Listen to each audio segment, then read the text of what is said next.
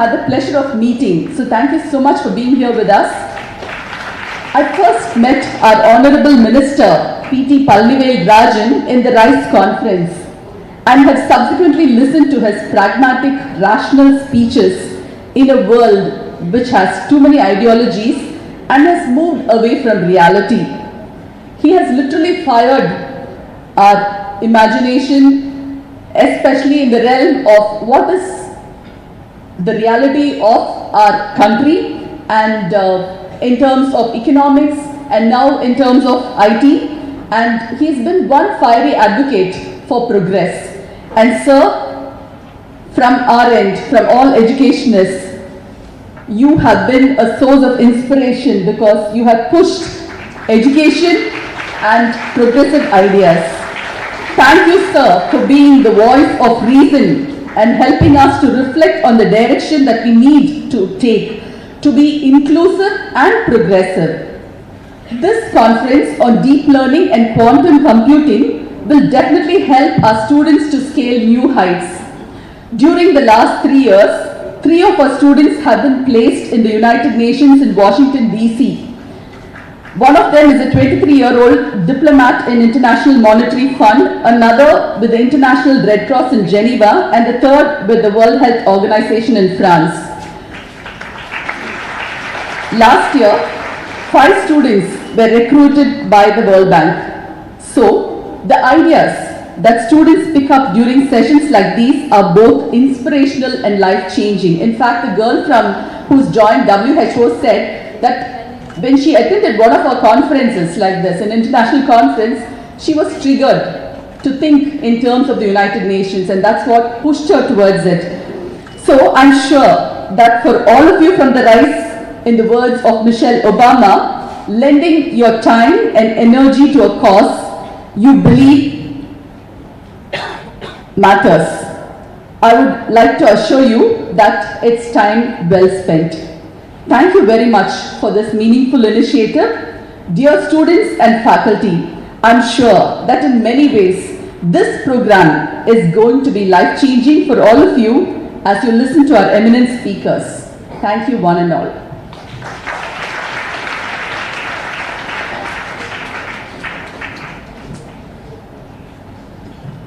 Thank you, ma'am, for that enlightening and thought-provoking address. Now, let us understand the essence and objectives of this conference. To provide a brief introduction on the idea of RICE, DTI, Deep Tech Alliance International, I request Father Dr. Jagannath Gaspar Raj, founder of RICE, to come upon the dais.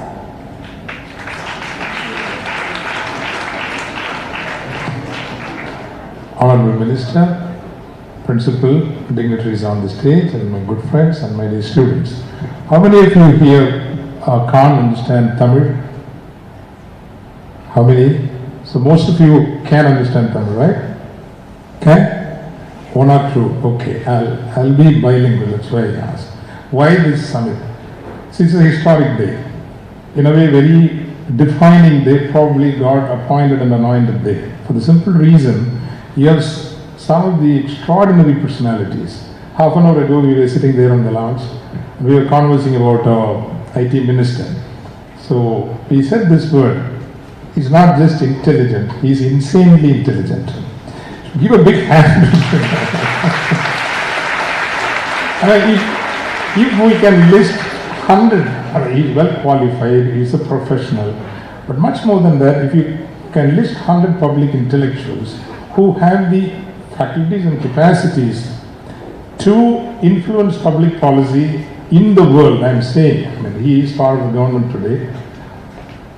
Definitely, Mr. Honorable Palnivel Thiagarajan sir will come within the 20 people who have the capacities to influence the world. And I repeat the word, he is insanely intelligent and he has a heart for the community and he can project the future. And you have other extraordinary personalities. I mean, sitting down there, he looks very humble. Ganesh Radhakrishnan sir, he's an algorithm man. அவர் வந்து எந்த அல்காரிதத்தையும் தலைகீழா எழுதுனாலும் எழுதுவாரு, right, left, center, the last company he exited $500 million. When I asked him to come to London, முதல்ல அவரை பார்த்தப்போ வந்து யாரும் அவர் பக்கத்தில் போகல. ஏன்னா ரொம்ப ஒரு மாதிரி இருந்தாரா, அவர்கிட்ட போனால் நம்மகிட்ட ஏதாவது காசு கேட்டுருவாரோ அப்படின்ற பயத்தில் யாரும் போகல அவர்கிட்ட. Later only no problem, I can fly my jet and come to your சமிட்னு சொல்கிற அளவுக்கு உள்ளவர் தான் அங்கே இருக்காங்க. It's great man. வேற எதுவுமே தேவையில்லை. ஈரோட்ல இருந்து ஒரு தம்பி மைக்ரோசாஃப்ட்டுக்கு ஆர்டிபிஷியல் இன்டெலிஜென்ஸுக்கு டைரக்டர் ஆகணும்னா அவர் எப்படிப்பட்ட ஆளா இருக்கணும் இல்லைங்களா? Cecil Sundar, who is here. And Thanthi Palan is an amazing educationist and visionary, amazing, incredibly amazing visionary, founder of Cyberjaya University and also Asia Metropolitan University. And he also he built 2 publicly listed companies. He is a great entrepreneur. And Dr. Vetrivel Beevel Hospital பார்த்துருப்பீங்க. அதனுடைய சாதாரண ஒரு கிராமத்து வத்ராயத்துங்கிற ஒரு கிராமத்திலிருந்து வந்து ஒரு பெரிய ஒரு ஹெல்த் செயின் உருவாக்கி இருக்கிற டாக்டர் வெற்றிவேல் அவருக்கு நீங்கள் கடவுள் கொடுக்கணும். அண்ட் திருச்சியில் வந்து அவருடைய வாழ்க்கையை வந்து வெறும் ஒரு 8,500 ரூபா 10,000 ரூபா சம்பளத்துக்கு ஆரம்பிச்ச ஒரு மனுஷன், ஒரு இளைஞர், மீண்டும் சொல்கிறேன் 8,500 ரூபீஸில் ஆரம்பித்தவர் இன்னைக்கு அமெரிக்காவில் வந்து 56th fastest growing கம்பெனின்னு சொல்ற வீடாட்டுங்கிற ஒரு கம்பெனி ஆரம்பிச்சிருக்கிறாரு. அப்போ அவரோட விஷன் என்னன்னு போன வாரம் ஒரு இன்டர்வியூல கேட்டப்போ வந்து within the next 2-3 years திருச்சியிலேயே 10,000 பேருக்கு வேலை வாங்கி கொடுக்கணும், வேலை உருவாக்கி கொடுக்கணும். அதான் So this is the kind of war advocate Kanimozhi here. எல்லாரும் இன்னைக்கு நேத்தி கூட ஆனரபிள் மினிஸ்டர் ஃபார் ஆர்கியாலஜி சொல்லியிருந்தாங்க, கீழடியை வந்து மியூசியம் கட்டியிருக்கிறோம், 6 லட்சம் பேர் வந்து பார்த்து போயிருக்காங்கன்னு. பட் யாருக்கும் தெரியாத ஒரு விஷயம் என்னன்னா, அந்த ஆர்கியலாஜிக்கல் சைட்டை ஃபர்தராக எதுவும் நடக்கக்கூடாது, மூடணும்னு ஒரு முடிவு எடுக்கப்பட்ட போது அதை மூடக்கூடாது, தொடர்ந்து ஆய்வு நடக்கணும். அது மட்டும் இல்லை, அங்கே கண்டெடுக்கப்படுகிற பொருட்கள் தமிழ்நாட்டை விட்டு வெளியே கொண்டு போகக்கூடாது, அந்த இடத்துலையே ஒரு மியூசியம் வைக்கணும்னு கோர்ட்டுக்கு போய் ஆர்டர் வாங்கிட்டு வந்த ஒரு யங் அட்வொகேட் தான் அட்வொகேட் கனிமொழி மதியம். இருக்காங்களான்னு தெரியல, I think she has left.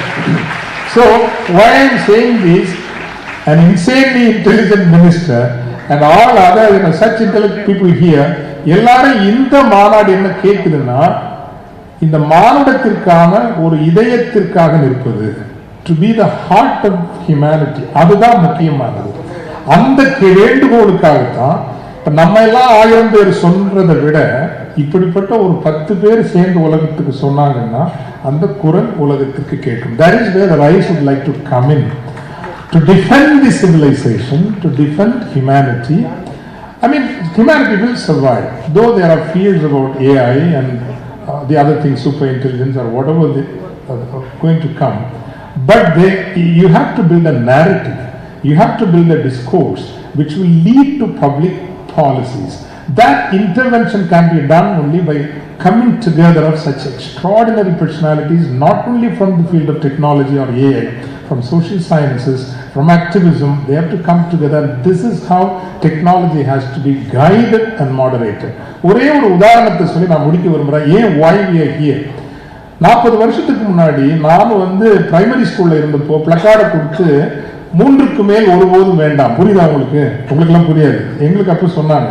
I mean family planning, 3க்கு மேல் ஒருபோதும் வேண்டாம். மிடில் கிளாஸுக்கு வந்தபோது நாம் இருவர் நமக்கு இருவர் அப்படின்னு கேம்பெயின் பண்ண சொன்னாங்க. நாங்கெல்லாம் பிளக்கார்ட் பிடிச்சோம். அதே இது நான் ஹை ஸ்கூலுக்கு வந்தபோது நாம் இருவர் நமக்கு ஒருவர் அப்படின்னு சொன்னாங்க. நான் +2க்கு வந்தப்போ அதே பிளக்கார்டு எப்படி மாறுச்சுன்னா, நீ ஒரு குழந்தை, நான் ஒரு குழந்தை, நமக்கே குழந்தை, இப்படின்னு மாறிடுச்சு. எதுக்கு சொல்றேன்னா, ஃபெர்டிலிட்டி வாஸ் a given. திருமணமானால் குழந்தை பிறக்கும் என்பது it was a given. Fertility was given. இது வந்து கடந்த நூற்றாண்டில் அல்ல, ஒரு 40 வருஷத்துக்கு முன்னாடி. இன்னைக்கு என்ன நிலைமை? இன்னைக்கு எந்த ஒரு தெருவுக்கு போனாலும், எந்த நகரத்துக்கு போனாலும் செயற்கை கருத்தரிப்பு மருத்துவமனைகள் இல்லாத நகரங்கள் இல்லை. உண்மையா இல்லைங்களா? Right or wrong? So something has changed, right? இந்த இடத்துல தான் வந்து civilizational intervention is needed. It's just that civilizational intervention is needed to question அப்படி இருந்த நான் இப்படி வந்துட்டோம். இந்த கேள்வியை வந்து ஒரு 30 வருஷத்துக்கு முன்னாடி நம்ம கேட்டிருப்போம்னா, ஒருவேளை உடம்பை வளர்த்தேன் உயிர் வளர்த்தேன் என்கிற திருமூலரை இன்னும் நம்ம கெட்டியா பிடிச்சிருப்போம், இன்னும் ரொம்ப கெட்டியா பிடிச்சிருப்போம். பாடிலி சாவர்னிட்டி, நேஷன்ஸுக்கு மட்டும் இல்ல சாவர்னிட்டி, உடம்புக்கும் ஒரு இறையாண்மை உண்டு, அந்த பாடி சாவர்னிட்டி நம்ம எடுக்கக்கூடாது அப்படின்னு ஒருவேளை அந்த விழிப்புணர்வுலாம் வந்திருக்கும். அந்த இன்டர்வென்ஷன் நடக்கல, சிவிலைசேஷன் இன்டர்வென்ஷன் நடக்கல. Therefore today deep-tech intelligence international இப்படி ஒரு அமைப்பை உருவாக்குறது. இது வந்து 100 பேர் 1000 பேர் கொண்ட அமைப்பு அல்ல, வெறும் ஒரு சிறிய குழு which will keep a discourse on behalf of humanity in the era of artificial intelligence and whatever going to come beyond artificial intelligence. மனிதத்திற்காக, because nuclear energy வந்தப்போ ரொம்ப பயப்பட்டாங்க, but some pragmatic prudence and strategic deterrence accidentally happened around the world. We have survived. But இப்போ நமக்கு வந்திருக்கிற technology மேல நமக்கு it knows our interior, it can take control of our interior and they can also independently take decisions and take control of many things. அப்போ public பாலிசிங்கிறது முக்கியங்கிறனால இந்த ஒரு அமைப்பை தொடங்குகின்றோம்.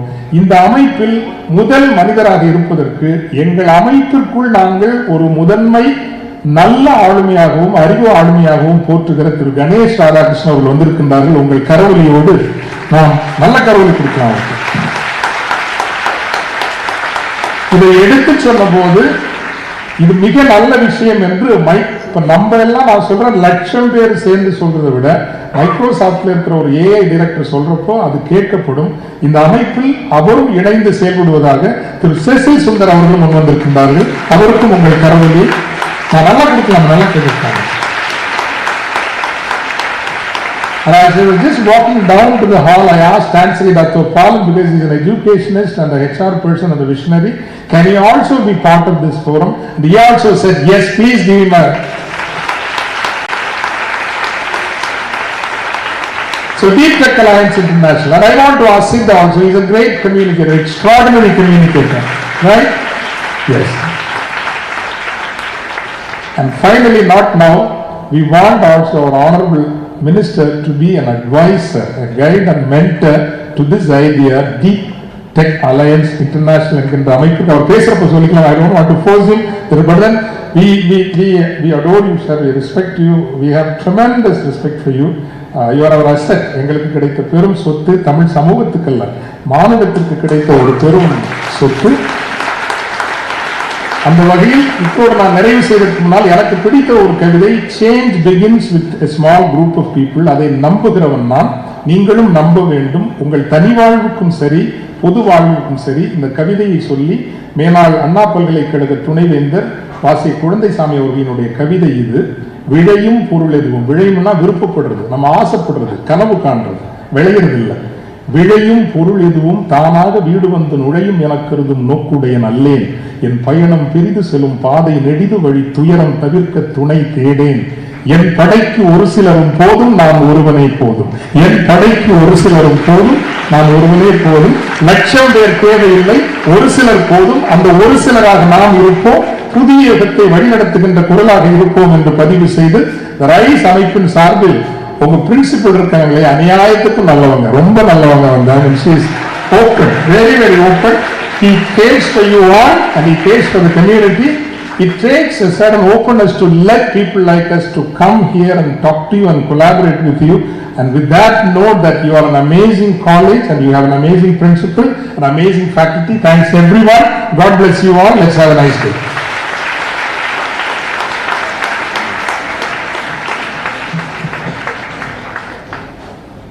Thank you, sir, for shedding light on the purpose and significance of the gathering.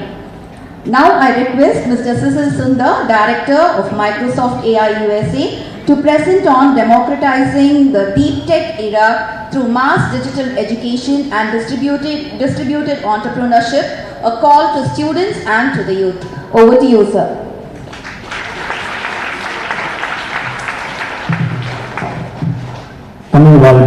Good morning, everybody. Before I start, the topic was very big. I'm trying to still aggregate the topic. Everybody in the topic complete address.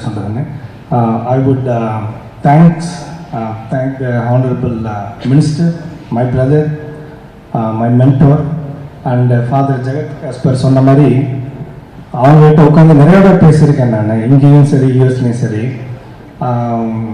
And every time you learn so many things from brother and Honorable Minister. Such an amazing personality, very humble. Even to my kids, he has been talking in a way they can understand. Thank you for being my mentor, and thank you for everything you do for the state. Thank you so much. And Father Jagat Kasper, again, I couldn't make it last time in Davos, but thanks for giving me the honor to be here. And thank you so much. And Principal Ma'am, it's a privilege for me to be here to address the students. And my journey is different. And Ganesh Ramakrishnan, my friend said, distinguished dignitaries, everybody who's in the front, you all seen life more than me, much better than me, I think. I want to start with a little bit of my journey. நான் வந்து சடனாக போய் ஈரோட்டில் பிறந்து காரைக்குடியில் படித்து சடனாக போய் இதில் மைக்ரோசாஃப்டில் வந்து I didn't join. My life journey is very different. If some takeaway can be there, is that okay? Can I spend a couple of minutes? So I did my engineering in ACTech, but before that, I was a college cricket team captain. I continued to play sports. I'm not that studious, it's meaning I somehow managed to clear first class in the engineering. Sid Mari na vandu class first kedaiyadhu, but no, he's also not class first, but I'll tell you, he's probably the last bencher. So the thing is, it doesn't matter where you start. நீ எங்க start பண்றது முக்கியம் கிடையாது. But during the college final year, I had the privilege to attend a services selection board, and that time IT ரொம்ப கிடையாது, IT wasn't there. And the campus interview, not many companies come to the campus interview also. So one of the best things you can get is government job, and that too the military services. I did my services selection board interview, and I got commissioned as an Air Force officer in the Indian Air Force. It's very privileged and prestigious for me, because I want the students to understand how life can transition, number one. And if you have the will and courage and conviction, நீங்கள் வந்து எது வேணா பண்ணலாம் உலகத்தில். So in the Air Force, I was deployed in Ulfa area to start with in the field. Another privilege I had was always I was in the operations in the front. Air Force, I was in Ulfa, Assam operations when I met my lovely wife, Victoria. She was also an Air Force officer, and I met her. And from there, we got posted to Jammu Kashmir. We got posted and the Kargil war started, right? 99 to 2002, I was deployed completely in the field with my troops, 200 people in the trenches. We could have easily walked into Pakistan and occupied. That was the spirit we had, and we won the war decisively and very well. Air Force had its role. Thank you. Air Force had its role, Army had its role. My job was to lead the squadron to protect the air defense sectors in Pathankot and Kolchak. We did extremely well. I got the medals for that. Further to that, then I got posted to Hakimpet. That's when my transition happened in life. And I'll talk about AI. How many people want to hear AI rather than this? I'll give you a little time. I'll talk about it, because this is important for you guys to understand what is growth mindset. The foundation of growth mindset is very important. At Hyderabad, I got to see the world by attending conferences like this. And what happened was, there was a realization. At one point you will understand you have potential in you. When you have potential, is there an opportunity that you can go and conquer, you can participate and realize this potential. That is the time I actually decided to do my GMAT. Like P.T. Ranna, he went to masters in US, he led many teams. some of the aspiration you should have at this age is, it simply, again, one more time, it simply doesn't matter. நீங்க எங்க இப்போ எங்க இருக்குன்றது முக்கியம் இல்லை, எந்த job கிடைக்கணும்ன்றது முக்கியம் இல்லை, இன்னைக்கு என்ன பண்றோம்ன்றது முக்கியம் இல்லை, பட் இன்னைக்கு எப்படி நம்மளை ப்ரிப்பேர் பண்றோம், how well we are preparing ourselves for the future. The future is driven by artificial intelligence era only, and I will repeat, the future is going to be deep technology. Please don't listen to anyone that is telling that there is a different opportunity going to exist than AI skill-based jobs. I'll explain to you in a bit, right? So then, from there, I wrote my GMAT. I went to one of the decent schools. I did my MBA. I took all the money I had from the Air Force. I left my pensionable jobs. Everybody was opposed to that. Only my wife and I, we were able to, she was supporting me. And I put all the investment in my MBA, and then I finished my MBA. Long story short, from there I just literally took off. So think about this: from an engineer to a military officer to a corporate guy, I continued to scale up, and then I was in the right place, right time, upgrading my skill set for cloud, AI, machine learning, and analytics. I continued to get certification. Again, I was in that studios when I started my college, because I was doing multiple other activities. But everything comes together, right? That is one. You need to start thinking, okay, what is the skill set I need to build upon? Nama enna pannanum in the AI era. But I'll start with, this is an era of artificial intelligence. Make no mistake. That means whether you are studying engineering, marketing, business, economics, healthcare, financials, anything you touch, this is going to be driven by AI-based skill sets. What we call as large language models in AI is going to come as a small language models in a domain-specific sector. I hope Ganesh Radhakrishnan is going to talk more about quantum computing and other technology that's coming up. But there is not a single sector, ஒரு sector கூட AI இல்லாம develop ஆகாது. Again, there is not a single sector, there is not a single person who is not going to be without AI.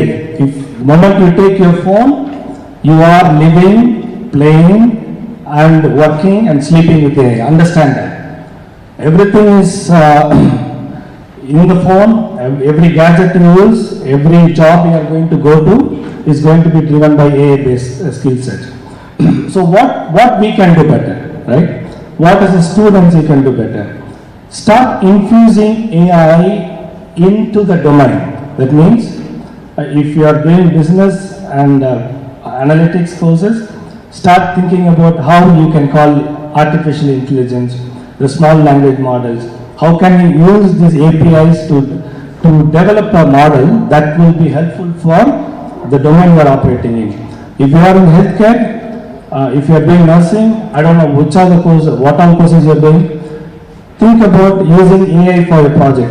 Every student here, and I will challenge the faculty also, every faculty should push for AI-driven project to the students, because AI-driven growth in terms of GDP is going to be 80 to 100 trillion in the world the next decade.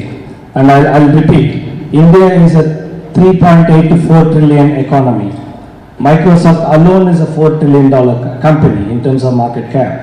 The economic prosperity is going to be driven by AI-driven solutions, strategy, and everything. You can call machine learning, you can call deep learning, robotics, quantum computing, everything has to become. But this is the good news is this.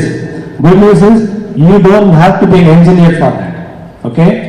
Very important thing. நம்ம வந்து engineering இருக்கணும் அவசியமே கிடையாது. Can you use AI in the domain that you are operating in? Can you use AI for better accounting practices? The productivity can improve, efficiency and effectiveness can improve, all those things. Some of the things that are core to my heart is healthcare, right?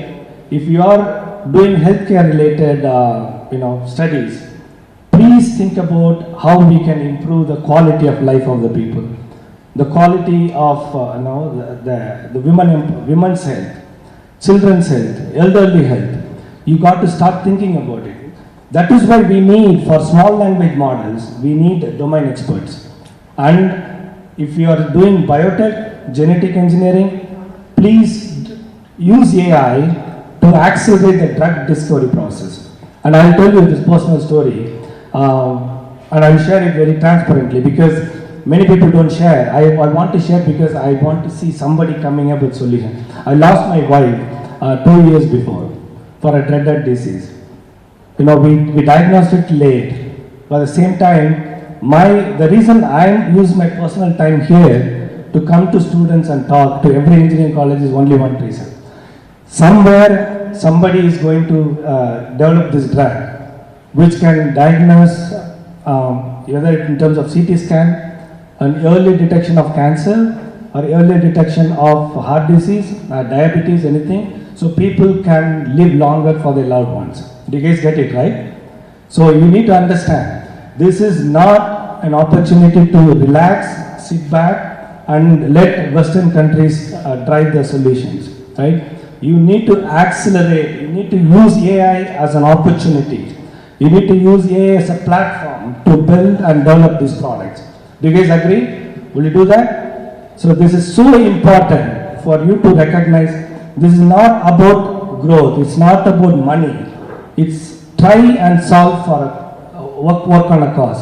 Try and solve for a solution that enables and makes human being better, the economic prosperity better. So especially for women, when you guys become an entrepreneur, when you become a leader, it's not that one person is successful. Women have this innate ability to bring the society and ecosystem along. So I applaud you for that. Make sure that you have a very specific goal in your mind that you will be successful. And I'll probably close with this statement here. There's something called growth mindset. So this is about pirapokkum ella uirukkum. So another thing is, it is everybody is equal in terms of sir, Anna talks about social justice, equality, women's empowerment, everything. This is a level playing field for the first time in the human history. Okay? Earlier we used to worry about technology transfer. Earlier we used to blame on technology why we are not progressing.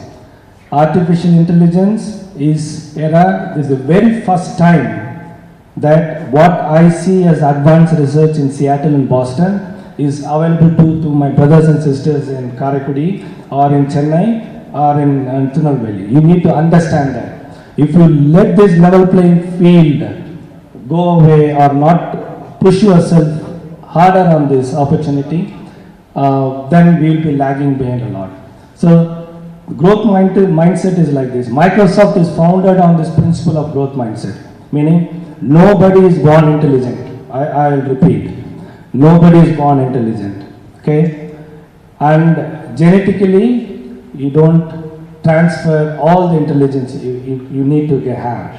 Genetically, diseases will transfer. Okay? So you need to make sure, just because I'm born in a certain way and born in a certain place, you don't become brilliant by being in that area. So growth mindset is simple. You have confidence in you, you have the means, you have the drive, and you continue to learn. This is it. This is how you can conquer the world, right? Think about growth mindset. Understand we have a level playing field. We can increase per capita GDP, we can increase economic prosperity, we can achieve whatever we want. This decade is the decade for India, for Tamil Nadu, especially for all the people who are sitting here. Go forward, conquer the world, and whatever you need, it's available to you at your fingertips. And we have a wonderful facility. I thank you for listening in patiently, and I wish you all the very, very, very best. And thank you for the opportunity, sir. I really appreciate it. Thank you.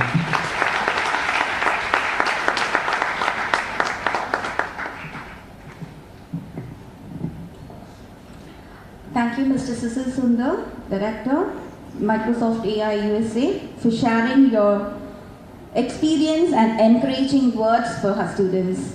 Now I request Mr. Ganesh Radhakrishnan, CEO of FECI AI USA, to address the gathering on looking beyond the AI towards quantum computing, super intelligence, and many fascinating possibilities. Over to you, sir.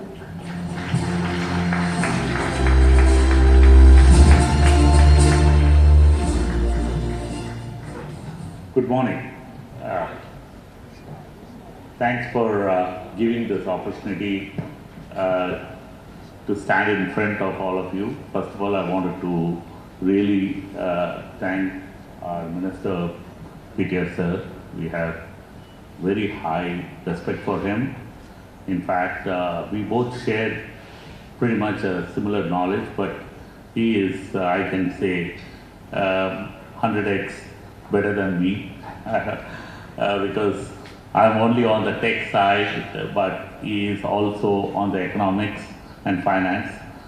Also, I would like to really thank Father Jagat Kasper for giving us this opportunity, because he is a real visionary, and I could see so many great people from USA, my own friends here, Dr. Palan sir and so many other people, Sid and Dr. Petri, everybody is here. The reason I said he is a visionary because we all came together because Father said, guys, நம்ம தமிழர்களா இருக்கோம், you people went outside, you people went for bigger companies, like நானும் ஒரு மெட்ராஸ் பையன் சொல்லணும், ஏன்னா சென்னை நாங்கள் இருக்கும்போது சென்னை கிடையாது, it is Madras. So I studied here locally in Madras IIT. I did both my undergrad, BTech and MTech, and also a master's in mathematics. They call me gold medalist, but I will say I don't know mathematics, still figuring it out.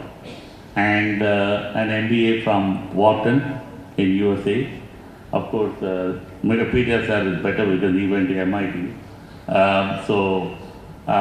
I'm now associated with MIT too, but I had led some big roles as a vice president at HP in the labs, created products for high availability and disaster recovery. Then I was a vice president in SAP in Germany. Then I used to be an advisory to restructure Kuwait after the war for Ministry of Defense. Then I moved to US as a partner for Deloitte and a global vice president at EMC, a storage company. But I worked as an architect for NASA. I had been an advisor for World Bank for nearly 13 years on the IT side. And currently I am an advisor to Rolls-Royce in UK. But as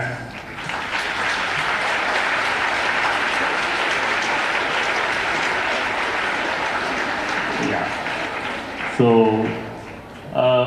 I've worked on the Fortune 100 companies, nearly about 60 plus of the Fortune 100 companies.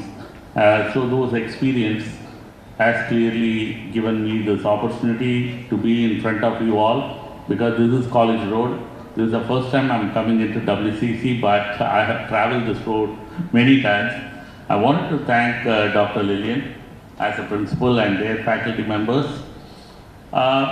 Just because Minister sir is waiting, so I don't want to bore here, but I can give you a lot of information. Cecil, a great friend of mine, has already talked about AI. We all know AI, you cannot avoid it. This is going to be part and parcel of our life. Whether we like it or not, it's going to indirectly impact. But as we all know, AI, in a simple term, it can mimic a human. Now with a generative AI, it can be a human. Now it had moved, which is in the current stage, which Mr. Cecil and all deeply work on. We call it Artificial General Intelligence, AGI we call it. Of course, it is the current thing, but what we are talking about it is, in the past, people, when you talk technology, I go to many countries, many engineering colleges, we speak at all the major schools like Stanford, Berkeley, MITs and all, we used to only address engineering school. But as Cecil mentioned, it has largely changed. Today, honestly speaking, if you take Tamil Nadu, if you are talking the STEM courses like science, mathematics, finance, what WCC has, technically speaking, this college is 110 plus years old school.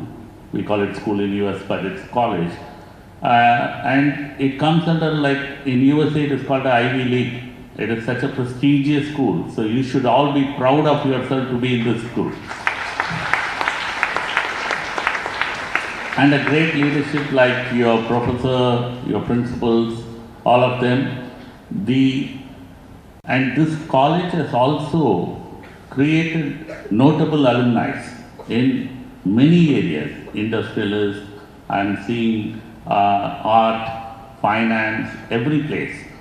And this is something when father said we have to address, in fact, he knows that I just landed and I came directly from the airport here.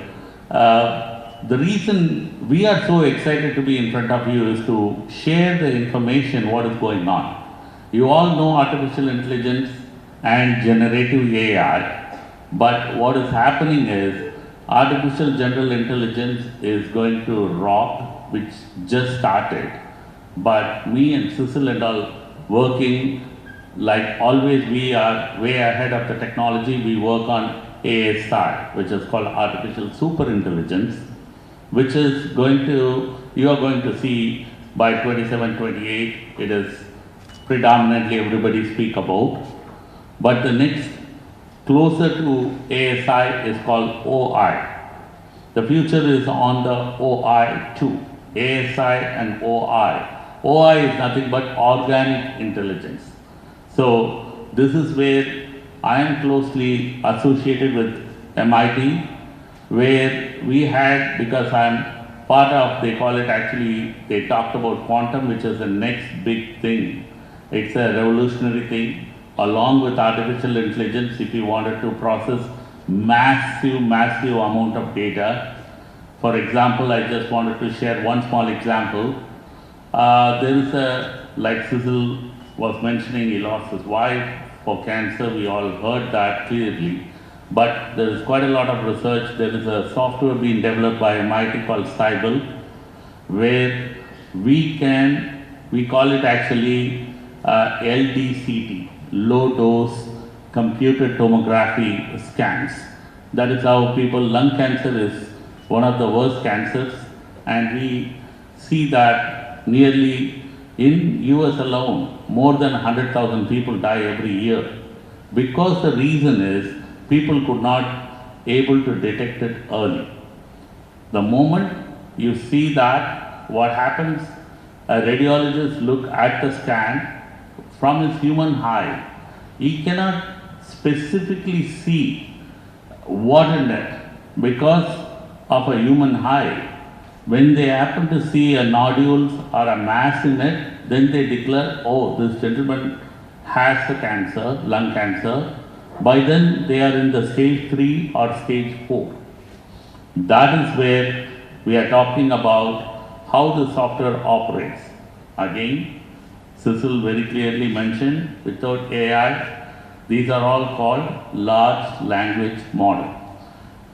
They have built a large language model whereby it can detect a cancer 3 years, 5 years, 7 years ahead. That means you can see what a great story I'm sharing to you. Think about 3, 5 and 7.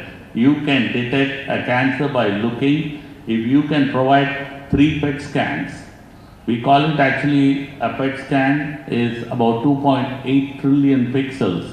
We analyze that and we can able to clearly mark because of the data. Now, all of us are waiting, then how do quantum makes a difference? Today, you are in a digital age. These are called classic computers. Whatever the computers you people are using in your day-to-day life is great, but when you're talking, the next level is supercomputers. But even supercomputers cannot solve certain things. That's where in today's world, your computers work either with zeros and ones. That is how a computer operates, which is simple here, everybody knows.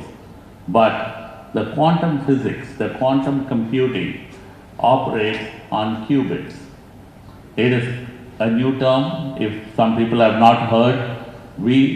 Quantum operates on qubits. What do you mean by qubits? We are called something called superposition and entanglement. I don't want to mix it. Think about a coin you flip. What happens? Today it can be a head or a tail. But think about a coin spinning.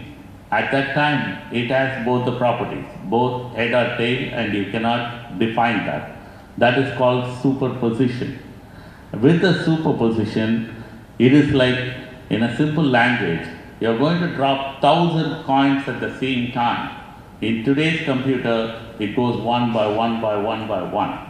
Whereas we call it with entanglement, we can see all the things at the same time and it can compute. To give an example, the latest example is actually a lot of companies like Google, IBM, all the major companies are working on quantum. Quantum has a processing speed. What your today classic computer can do in 10,000 years can be done in less than 45 seconds. Again, I'm saying what your computer can do in 10,000 years. This is a very old story what I'm saying, because speaker said this here, I have to be very careful in what data I'm talking. One thing before I move on, we have to all give a big hand for Mr. Petia said. The reason for that, see how gifted we are for Tamil Nadu. Sir is already working with companies how to bring quantum into Tamil Nadu. That is the biggest thing. And let me give you this. Now we are talking about massive amount of data in 2019. What I just said, 10,000 years, what your classic computer can do, we call it Google's Sycamore, can be processed in less than 45 seconds. But today, Google has accomplished something we call it 105 qubits, because each qubit, when it entangles, you have to understand today, you people are seeing, like in Tamil, நம்ம சொல்றோம்னா சூரியகாந்தி பூ இருக்கு, nature, all these things are water. What we are talking is, today Google has released a new thing called Willow. They were doing a random circuit sampling in the recent period, and you won't believe it. The largest supercomputer today which exists, what today a Google Willow can solve in 5 minutes, for the largest, the biggest, you can call it the supercomputer, will take 10 with 25 zeros. We call it 10 septillion years. Even the universe did not, the age of the universe did not exist it. Now you can think about it. So like, I had been a part of a quantum economic development consortium. So we work on ethics and other standards. What the difference Google has. Now, people may come back and argue with me because there are great people here. I have to be careful because IBM has 433 qubits. IBM has surpassed with the latest one called Condor, which is 1,121 qubits. The biggest problem for quantum, it has to be, you have to keep the temperature to like outer space. To that extent, you have to keep it cold. And it has to keep that entanglement state. Not even like a minute, because it has a lot of errors. It can throw errors. Is quantum mature? No, but it had error until last month Google came with a quantum error correction. This is a revolution. You should definitely give a hand for this. It is called a quantum error correction. Now, how it is related to artificial intelligence. Now, if you wanted to solve massive amount of data, like Cecil was saying, a new discovery, somebody, today what I am seeing in front of this audience can be one among who can resolve or solve a new medication or a drug can be invented, because with the quantum, that much amount of data we can process and it can come out fast. Now, cyber security area. We are talking about encryption algorithm. With quantum encryption, it is no way today anybody can break. But today's algorithm, all the cryptographic keys and all, including all the Bitcoin, anything you talk about, we can break using quantum. So people are working pretty hard on it. And the most important part is for Alzheimer's. Alzheimer's disease can be really solved with the help of quantum. And also people with chemical, because here there are people who have taken chemistry, you have to mix a lot of chemicals to create new materials. These are very useful where quantum come into play. Quantum is, we call it AI is the software, quantum is going to be the hardware in a simple language. And I just wanted to give for the students why AI is so important. Quantum is the future, quantum is revolutionary, but I just wanted to give you only 5 points for this audience, because today what is evolving is generative AI. If the students can understand these 5 points, then it is good enough. The first one I would say is, you people can study about AI agents. Cecil mentioned very clearly about small language model. This is the student I am expecting in future, where you can be in any field, you can create small language models whereby the AI agents can be as a software stand with you to resolve problems. The second one we call it is multimodality. Multimodality gives you the option of resolving text, videos, images, all this kind of a thing it can do, passive search, and you can write algorithms or you can write models with that. The third most important thing, we call it RAG. It's a retrieval augmented generation. This is something very specific where we can do from the database. Now you are asking a question in ChatGPT in other models, but it can go to the database, validate and provide you the right information. And the fourth one, we call it pre-trained AI models. This is where today it may look like hey, somebody is coming and talking about these things, how it is going to be useful. You yourself in your life, in the next year, 2, 3 years, you people will be working on training AI models. But the last one is very, very important. All of you, including us, all of us need to know something called prompt engineering. Prompting is going to play the major role for all the youngsters, because you have to ask the right question. If you don't know to ask the right question, those who can ask the right question will be the brilliant people and successful people in this AI world. So I don't want to go more, because this is a vast subject. We can talk in detail in our next session, but thanks for giving this opportunity to address you all. It was a great pleasure and an honor for me to stand in front and present this today. Thank you so much.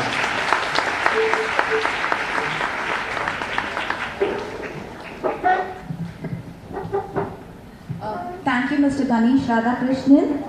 We are amazed to hear about your achievements. Thank you for your thought-provoking talk and giving us an insight on the current trends in AI and artificial superintelligence and OI.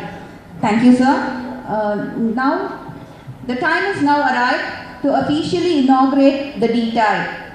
So I request our esteemed Chief Guest, Dr. Palnivel Thiagarajan, our Honorable Minister for Information Technology and Digital Services, Government of Tamil Nadu, to launch D-type.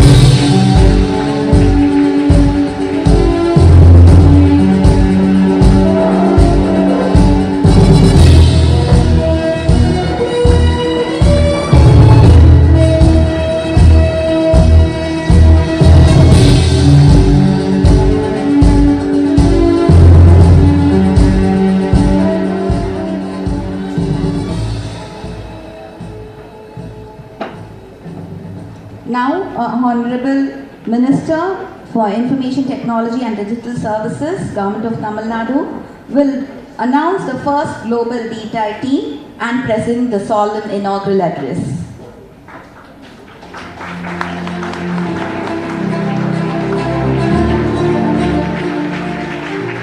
Good morning, thank you. I think we're starting to lose some of the crowd here because we're running over time, so I'll try and be as brief as possible. The principal, Dr. Lillian Jasper, the founder and the motivator of much of RISE's energy and activities, Reverend Dr. Jagat Jasper, my fellow dignitaries on the stage, my friend Cecil Sundar, Mr. Ganesh Radhakrishnan, Mr. Madhyalagan, my friends in the audience, the distinguished guests, Tansri Palan, Sid Ahmed, many distinguished guests here, faculty, students, friends, thank you very much for inviting me. I apologize, we're a bit late getting started, but the assembly is on. And there's a lot of activity going on, so we're a bit running behind. I must start by saying that I'm very happy to be back in WCC and in this auditorium. I think the first time I came here was 5-6 years ago as an MLA for a RISE event. I've had the occasion to come back to WCC maybe 5 or 6 times since then for various events, for quizzes, for conferences, for other reasons. And every time I come, I remark upon the fact that much of our progress as a society in Tamil Nadu is attributable to contributions of the Christian missionaries who came and set up brilliant institutions like the Women's Christian College and changed our society because, as we all know now, economically and developmentally, the progress of women is probably the single biggest driver of the progress of a society. So the fact that they focused on women's education in multiple places, I think, is commendable. I had, by coincidence, the opportunity to be at Stella Maris College yesterday for some other international AI conference. And I'm very pleased to see that such eminent colleges are continuously keeping their students at the cutting edge of what is going on in science and technology and other fields. I also remarked that I had the opportunity to go to CMC Vellore for a convocation, and I noted that it was probably, to my understanding, the only medical college I know of, at least, maybe certainly in India, which was started solely for women, and then they eventually let men in. So, these kinds of things have profoundly shaped our society by giving access to education for women in an equitable way and at a world-class level. I'm also reminded that the progress of our society has been driven so much by relatively universal access to education. On last Friday, the 3rd of January, I was the chief guest at the College of Engineering, Guindy, the oldest engineering college in India, their annual global alumni meet. And then subsequently on Saturday, I was also the guest of honor at my own alumni meet, NIT Trichy. And my fellow kind of distinguished guest was Thiru N. Chandrasekaran, the chairman of Tata Sons, who graduated from NIT Trichy in 1987, the same year I did. He got his MCA, I got my BTech honors.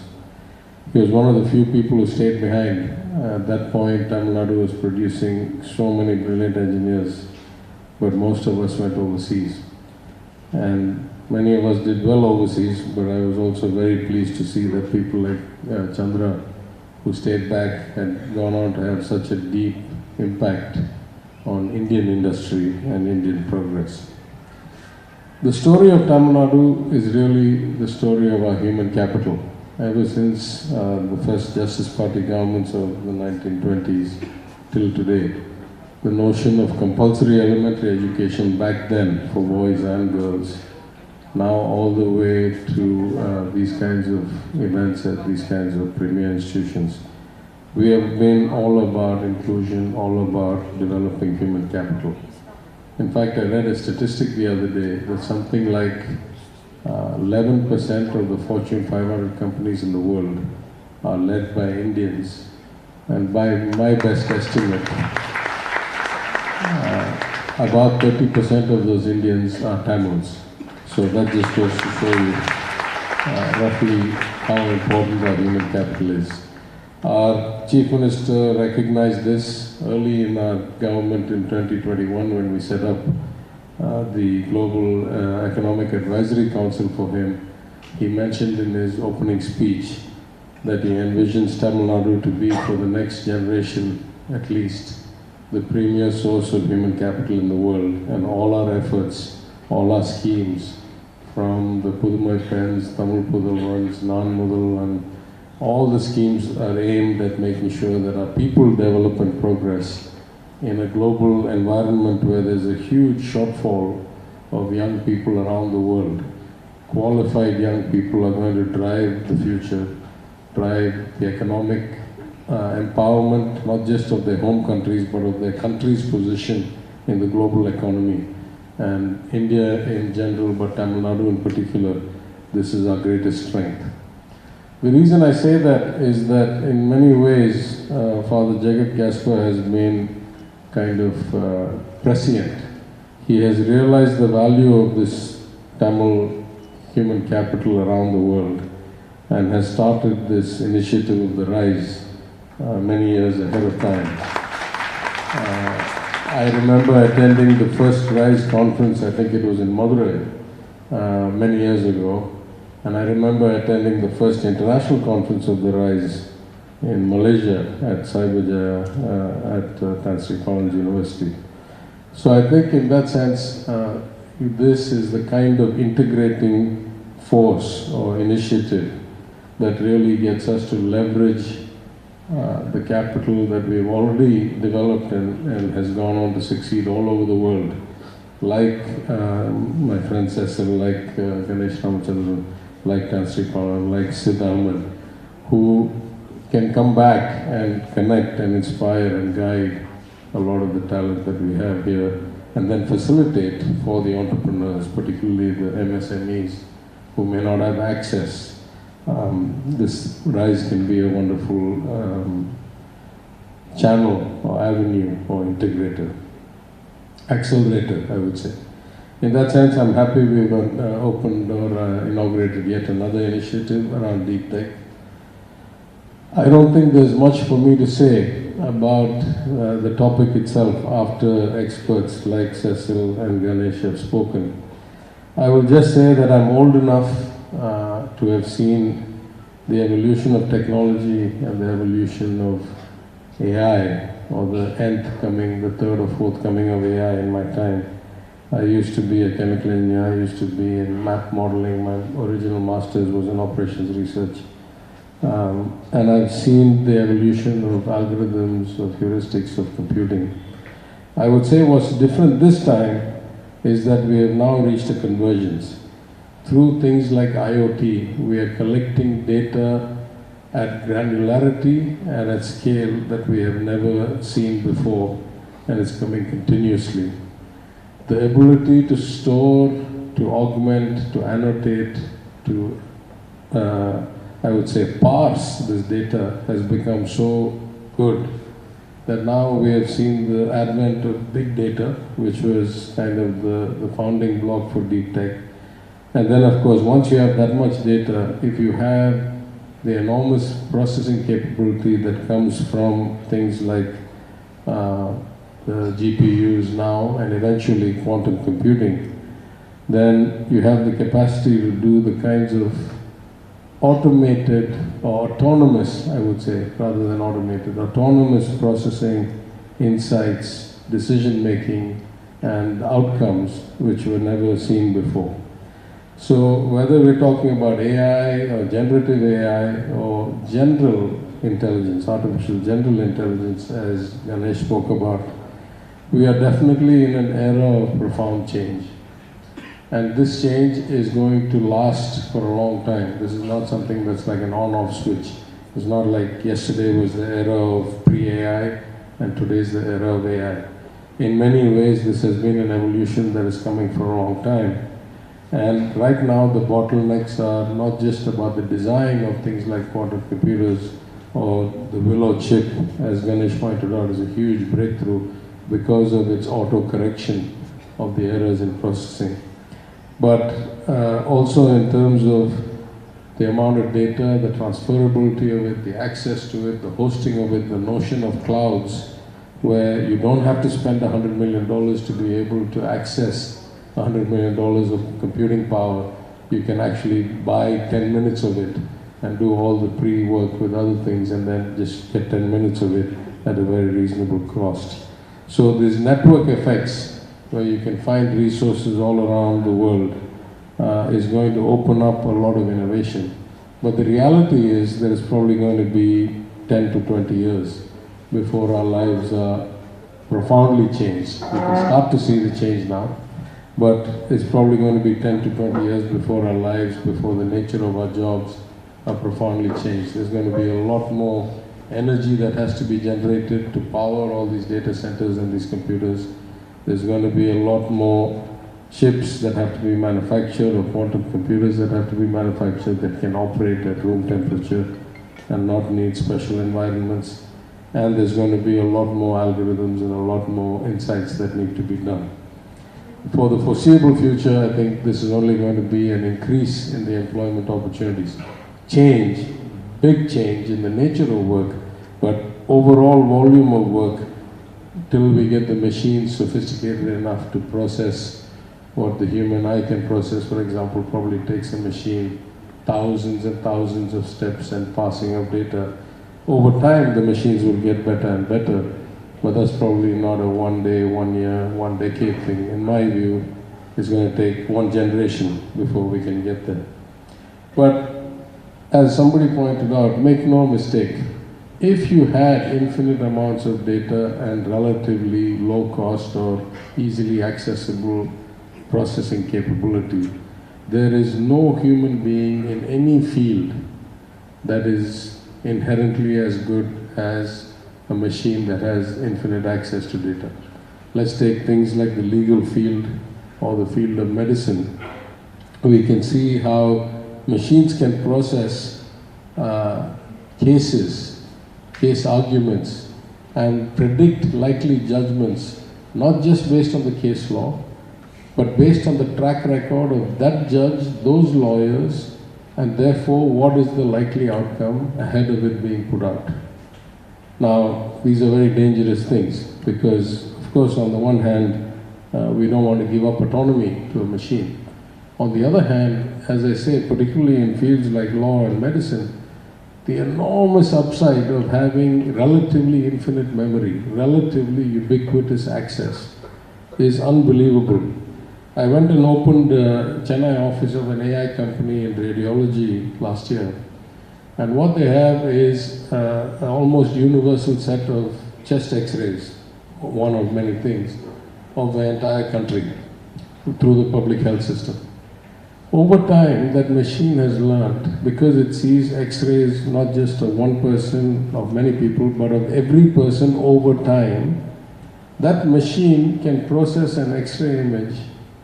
And unlike a human being who's answering a question, normally you go to a doctor, they say take an x-ray, goes to a radiologist, the radiologist is trying to answer the question that physician asked, is there an indication of this disease? The machine is not doing that. The machine is looking at the x-ray and saying, what all possible problems or variations or deviations have I seen here? And compared to all the x-rays I've seen in the past, almost every single x-ray, what is likely to be an effect 2 years or 5 years from now if the x-ray looks like this today? No human being in the world has a capacity. Not the best doctor in the world has a capacity, because nobody has infinite memory. So in that sense, you are going to see more and more of such applications. You are going to see more and more. Now, of course, from a government perspective, we want to regulate this. Even if the machine does all this brilliant analysis, the medical profession, the health regulations will say, unless some doctor signs off on it and says, this is the interpretation, I agree. We can't be sending these things out, right? Even though the machine, and of course, once you get to the machine, as they pointed out, the biggest advantage of the machine is it doesn't know the difference between 8 a.m. and 2 p.m. and 2 a.m. It doesn't feel tired after lunch. It doesn't have blood circulation variation based on digestion. So at some level, the machine is always going to be better, and at some other level, we're always going to have to regulate and have some human interpretation of it. So in that sense, yesterday I spoke about many of the applications we see in government. We've seen from analyzing customer sentiment, to revenue augmentation in taxes, to automated anti-corruption measures we have seen in places like Brazil, pension processing we have seen in the UK, where the machines automatically decide who's there. We have done some of this in many of the schemes that our government has brought, starting when I was finance minister. We started aggregating data that the government held. As you can imagine, in any society, the government is the single biggest holder of data. It knows everything about everybody. It may not be in the right form, but it knows everything about everybody. It knows your birth certificates, your medical records, your education, your community, everything. So if we can put all of these together, we can basically start auto-processing. And I'm happy to say that efforts that I initiated back when I was finance minister, now under something called the TNE Governance Agency, which is in our IT department, when the Chief Minister decided to expand the scholarship scheme from Pudumai Pen to Tamil Pudulwan, then our machines were auto-generating the list of eligible people without waiting for people to say that I am applying for this. So in that sense, we are doing our own bit. I think there's going to be profound change. I personally see huge opportunity in improving the way government functions and in reducing the friction that citizens who interact with the government often face, from simple frictions like having to travel to a government office or see a government employee not once, maybe more than once, to more insidious problems like rent seeking or gatekeeping. I think all these can be profoundly improved by the application of a lot of these technologies. We have started. I hope we'll be able to do a lot more. So with that, let me wrap up and say that for all of you here, this is going to be a tremendous opportunity to learn, ask a lot of questions. You have brilliant experts who have done this in ways that most people haven't. Think outside the box. As Cecil said, this is a democratizing change. It is going to change the nature. My friend Rajesh Nambiar, who used to run Cognizant, is now the head of NASSCOM. Last time at a conference, he said, do you know what is going to be the most common programming language of the future? And, some people said Python and this and that, and I think he said, no, it's going to be English, because prompt engineering is going to become so important that basically English is going to be the basis on which you interact with the machines. So this is going to be an era of tremendous change, potentially opens up opportunities for non-technical specialists. I'm reminded of a clip somebody sent me of Jensen Huang, the CEO of NVIDIA, the big GPU chip maker, whose market capitalization also is in the trillions of dollars like Microsoft. And when somebody asked him, what should we be teaching our what kind of computer skills should we be teaching our children? What kind of programming skills will be in the future? I think it was at Davos last year. And he said, the point of these technologies, of big data, of deep tech, of AI, of quantum, is that the machine does all the programming itself.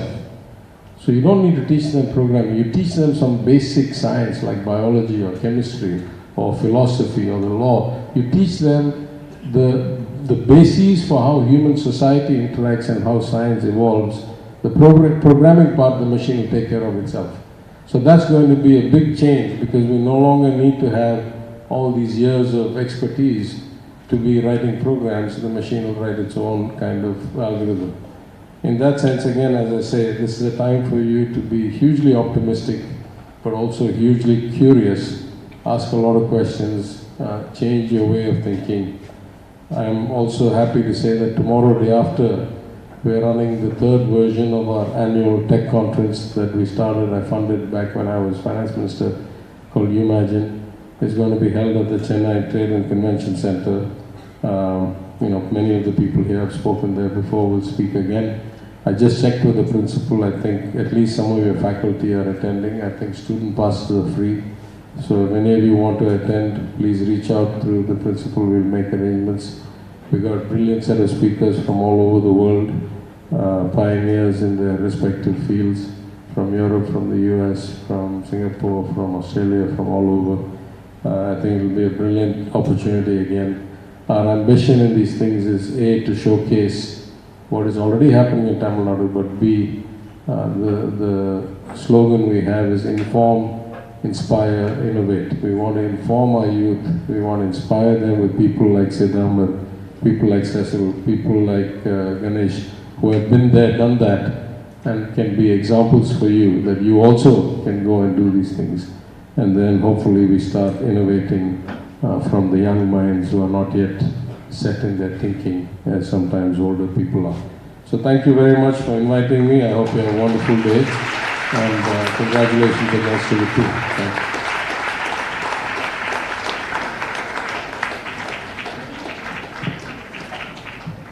Thank you, sir, for spending your valuable time out of your busy schedule with us in inaugurating detail and presenting the inaugural address. Now it's time to honor our distinguished chief guest, Honorable Minister Dr. Palanivel Thiagarajan, Minister for Information Technology and Digital Services, Government of Tamil Nadu. I request Reverend Dr. Jagat Gaspar Raj to do the honors, and our principal, Dr. Lillian Jasper, will present a memento.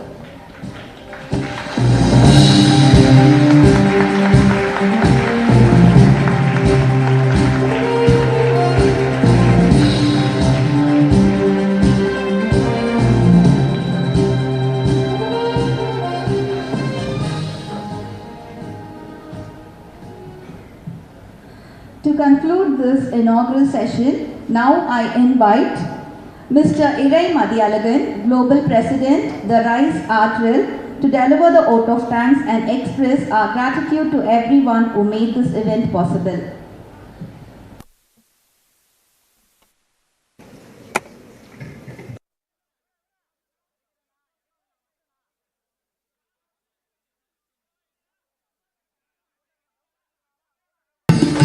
Chairman of Pival Group of Hospitals,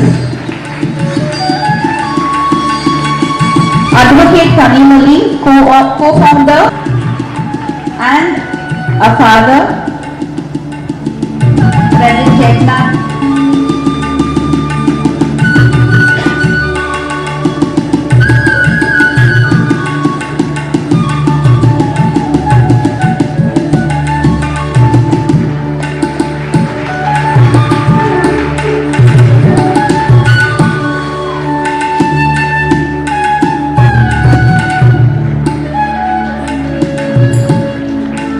Now I request our Honorable Minister for Information Technology and Digital Services, Government of Tamil Nadu, Dr. Thanthi to light the lamp.